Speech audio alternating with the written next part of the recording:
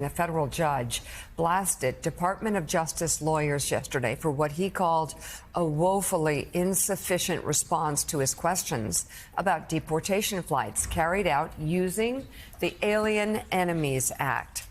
Judge James Boasberg asked the DOJ earlier this week to give more details on the locations and the timings of the flights, amid allegations that the department had defied his court order to pause them.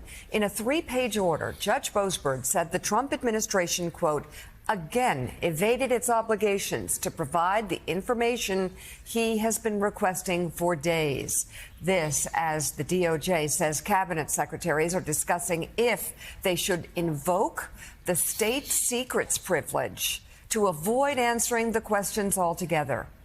NBC News reports the judge said he wanted a sworn declaration by a person with direct involvement in the cabinet-level discussions regarding invocation of the state's secret privilege by this morning, and to be notified of any decision on the issue by Tuesday. President Trump again targeted the judge on his social media platform, while his deputy chief of staff, Stephen Miller, posted that a small handful of Marxist judges is trying to run the entire country. This heated rhetoric has set off a slew of online threats as judges nationwide report they fear for their safety as the potential for violence against them appears to be rising. Let's bring in right now senior legal affairs reporter at Politico, Josh Gerstein. Josh, of course, this continues. At the same time, the Trump administration appears to be slow walking information to this federal judge. You have people inside the Trump administration at the highest levels actually just attacking him, verbally attacking him. A Marxist judge. I don't know what makes you Marxist for wanting to get basic facts about a case, but a Marxist judge. Others also attacking him. Threats now being made.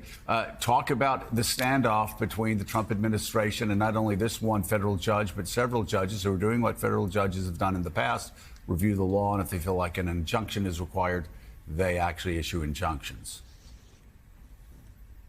Well, it's pretty extraordinary, Joe, and I would have to say in terms of this particular federal judge who's at the center of this fight, James Boasberg, he's actually the chief judge of the federal district court in Washington. I don't know if there are a lot of judges that I would consider to even plausibly be Marxist, but if you were to make a list, I don't think that Judge Boasberg would be on the list. He's someone that Chief Justice John Roberts appointed to serve on the Foreign Intelligence Surveillance Court. And, Roberts just is not going to pick somebody that he considered to be sort of a left-wing wacko to serve on that court that handles very sensitive intelligence and civil liberties issues. So it's really becoming quite a standoff. And it's not just that the Trump administration is refusing to give Boasberg the information he's asking for. The way in which they're refusing is sort of insolent, I would say. That they give him an affidavit from someone who is a regional deportation director for ICE when he's asking for sort of cabinet level discussion. So they seem to be sort of giving him the brush off and the cold shoulder. And I just don't think this is going to end very well. Josh, we've heard directly from the United States Attorney General in interviews again and again saying, oh, no, we're not going to violate court orders, but the flights will continue. So where does this land? Does it move up? Do they actually go through the appeals process like everyone has for the history of time in this country? Or they just keep violating these orders and say they're not?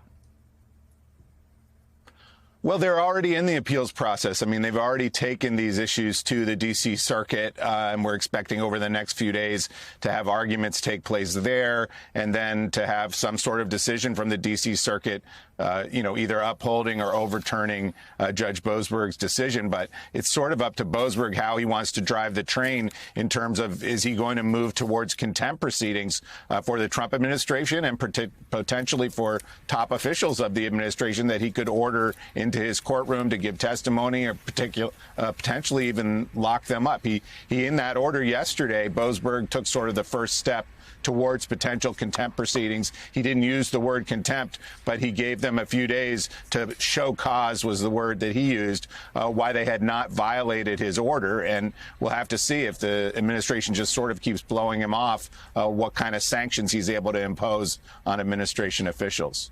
So, Michael, we've talked a lot in the last few days about this appears to be a test. The Trump administration pushing the boundaries of what they can get away with the federal courts, with the idea of could lead to more down the road. When you talk to people, associated with the White House counsel's office, outside legal allies in Trump world, how do they think this is going? We're seeing the frustration come through on social media, but to a larger point, is your sense is this is going to create sort of a template for future defiance of other court orders? I go back to how they handled some of these executive orders on the 3 law firms they've gone after.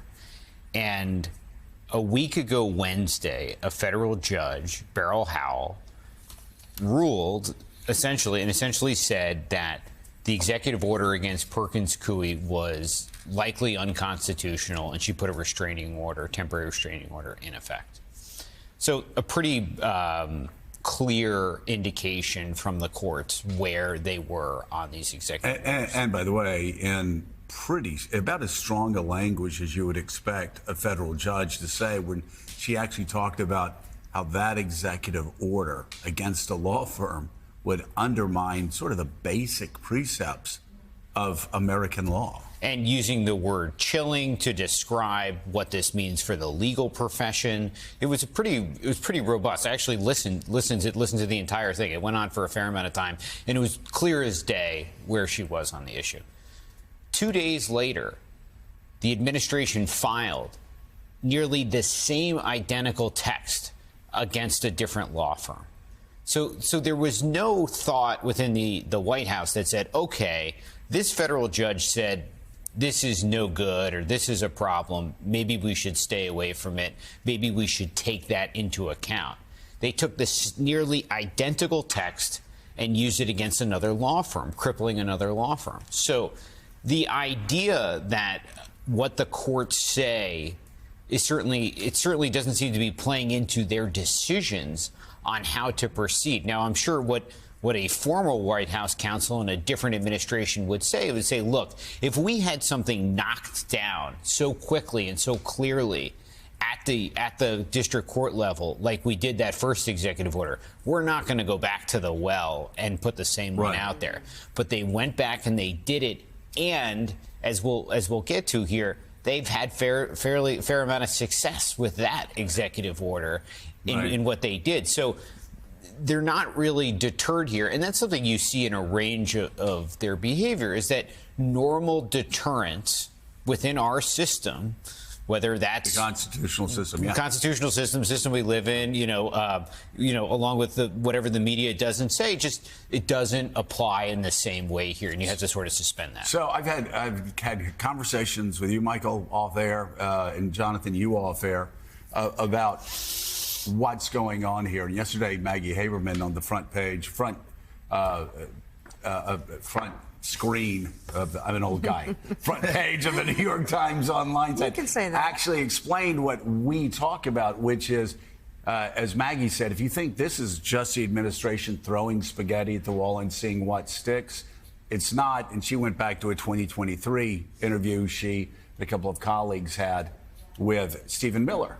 And he said, this is exactly what we're going to do. And so this is a test. They are testing the boundaries of Article 2 powers, and they're going to keep pushing. And if one federal judge doesn't give them what they want, they're going to try to go to another federal judge. There will be appeals, and they hope they end up at the Supreme Court on tailored issues where they think they can win. So, as you all have said, as Maggie Haberman, Jonathan Swan, other reporters have said, this is don't think this is just like random chaos. This is a calculated effort. And at the same time, they're doing what Donald Trump has done to the press for years and what he told Leslie Stahl years ago.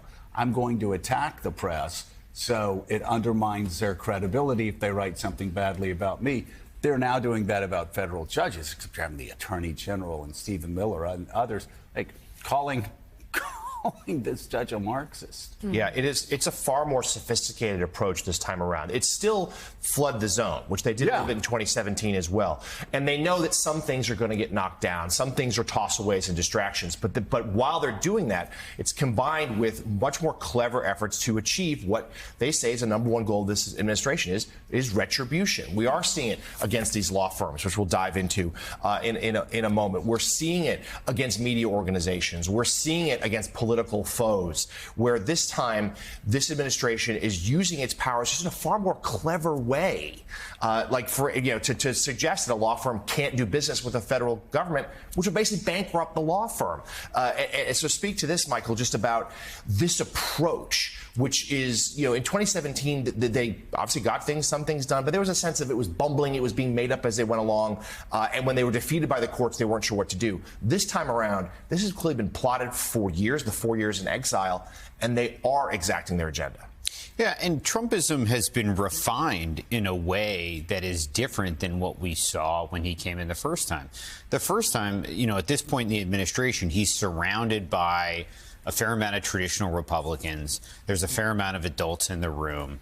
And it's a lot of Trump trying to use blunt force in running up against his own inability to execute, the limits of his aides, and people like John Kelly telling him you can't do that, and throwing up roadblocks for him.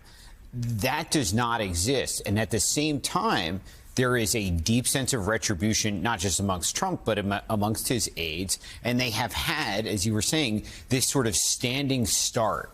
And they've had these 4 years to come up with moves that surprised me. The law firm's move, I had always said this about Trump. I said I'd never seen Trump do a three-point turn.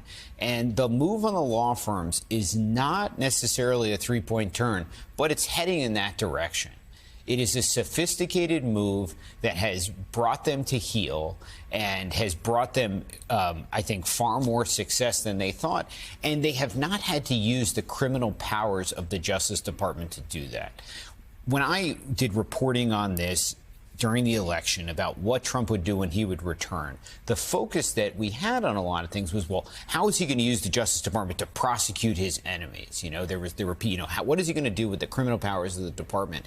And what he has shown in a short period of time is that those criminal powers, which means that you have to go to the courts and there are harder, higher barriers to do there are other things that you can do that are just as effective and just as crippling. And that has been surprising to me.